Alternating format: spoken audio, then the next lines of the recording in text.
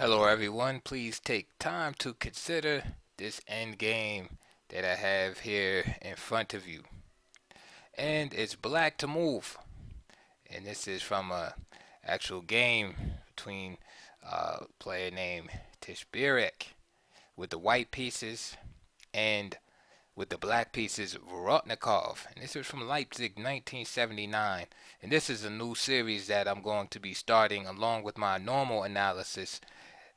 This is going to be brief, and I'm going to call this an end game of the day, where I share an end game and ask all the listeners to uh, try to analyze it and come up with their own solutions. So if you want, you could pause it right here, set up the board, look at the position for a minute, 5, 10 minutes, how long it takes, and just get your thoughts together to see what's going on in the position. What is white threatening, and what is black going to do? Remember, it's black's move, and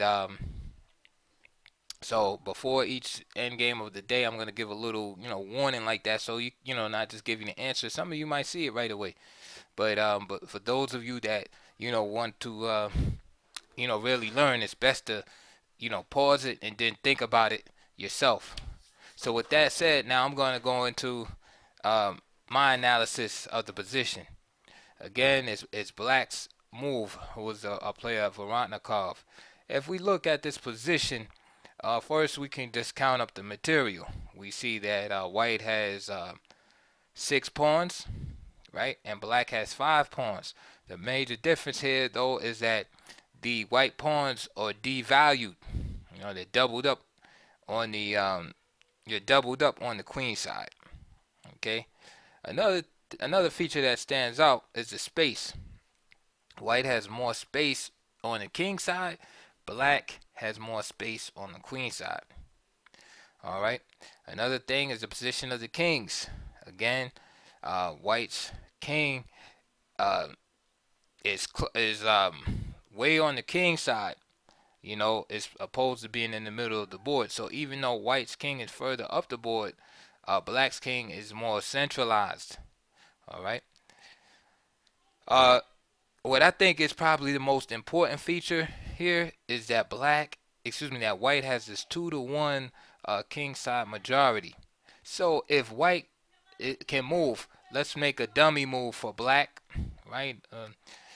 Here, for instance, Black plays a move like King F7, for instance, just trying to hold. Then White will easily make a pass pawn after the move G5, for example. King G7. Of course, there's many different moves White can do here. He could play F takes G5, check. King takes G5 is still busted. Play King E7, King F8. But for demonstration purposes, we'll take King G7. King G4, of course, White could just take. King F7, say he's just trying to repeat moves. And again, either G takes F6, creates the pass pawn, or just G6 sticks this pass pawn to Black. So now he has to stick, right next to the pawn. Keep an eye on it. And after King G7, White just simply plays King F4 with the idea of just walking to E4 into D5 and then just gobbling up the black pawns. So you can see that's how White would win. So again, as I said, it's Black to move. So how would you deal with this threat, right? This idea, okay, right?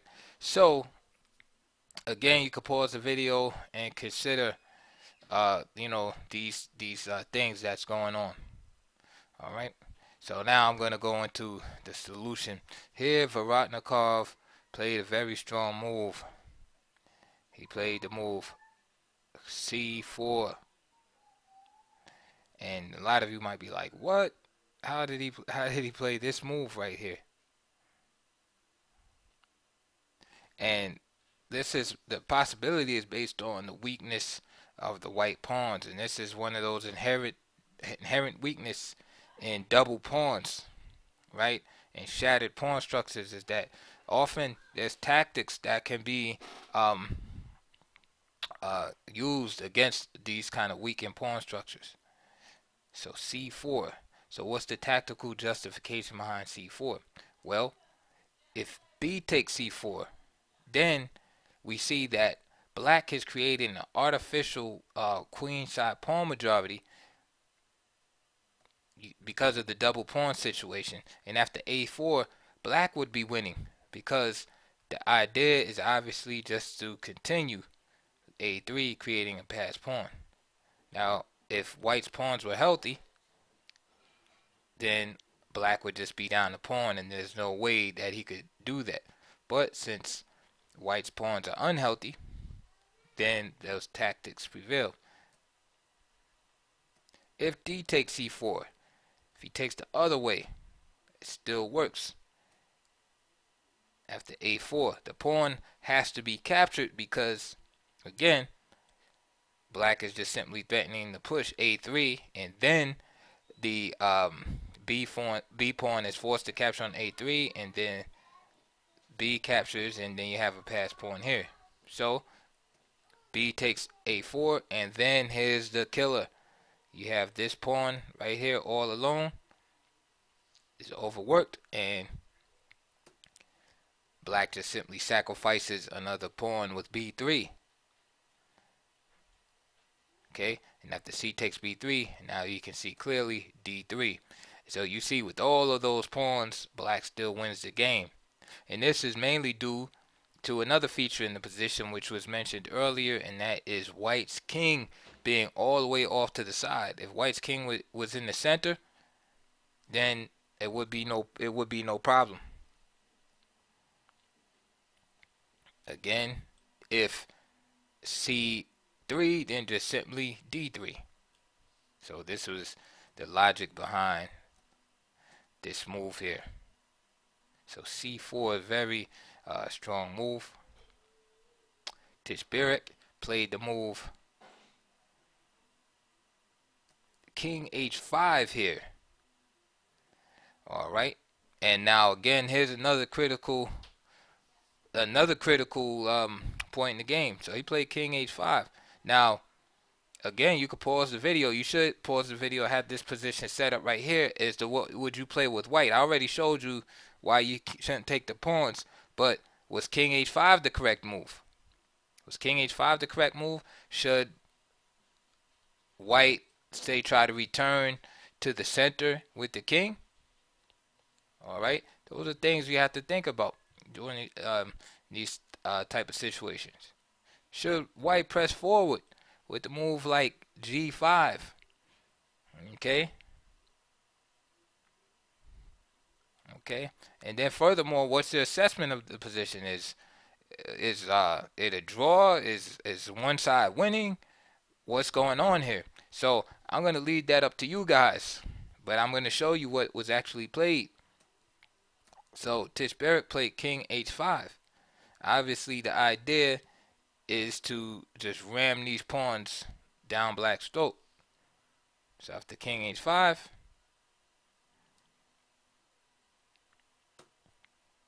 a4.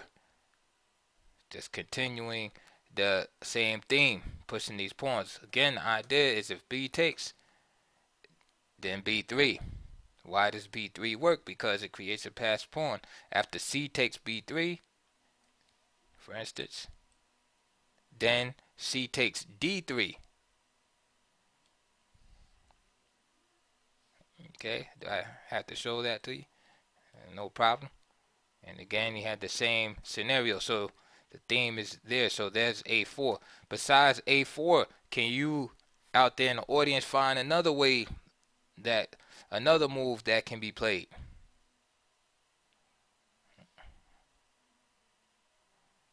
All right, another move is just simply c3 with the same ideas. Right, and after undermining the defense on the second rank. So now if b takes c3, okay, you just play a4.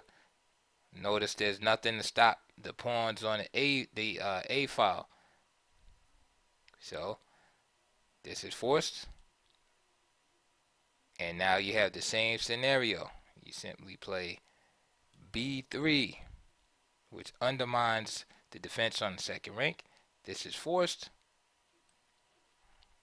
And now simply d takes c3 with the passed pawn. Okay, so this is an endgame lesson that has a lot of little features. One is the importance of the king being in the center in the endgame.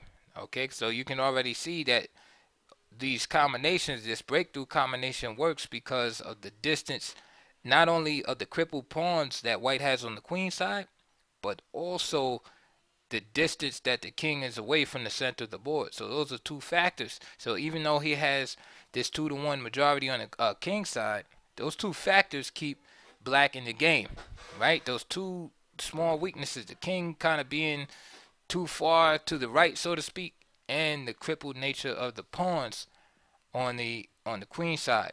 So those are like two lessons that you could take to heart, right? Because you might accept double pawns early in the game, but maybe this will give you second thought, you know, and make you think a little deeper in the ramifications of accepting pawn weaknesses and stuff. Okay, so king h5 was played. Powerful move, a4 by Vorontikov. Tishberek played king g6.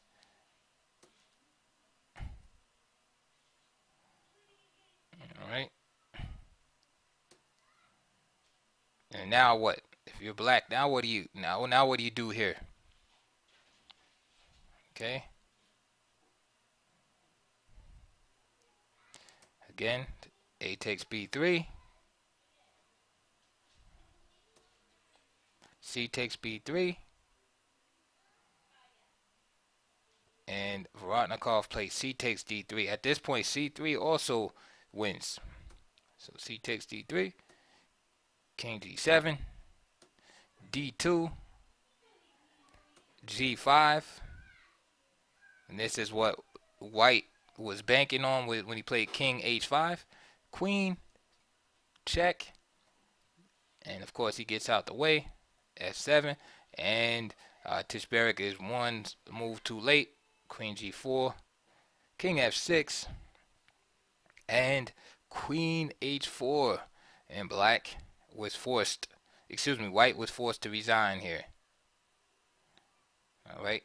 So obviously king h5 by white here was a mistake. So I leave it up to you guys out there after this strong move c4 to try to find a better continuation for white, if there is one. So I'm interested in all your comments. But anyway, that's the end game for today. It was short but sweet, and I hope you learned something.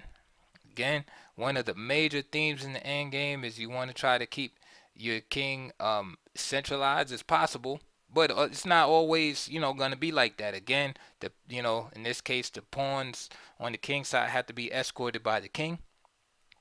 But this endgame just shows the importance of the king being in the center, because that's basically why, one of the reasons why black was able to institute the breakthrough with c4. And another lesson is the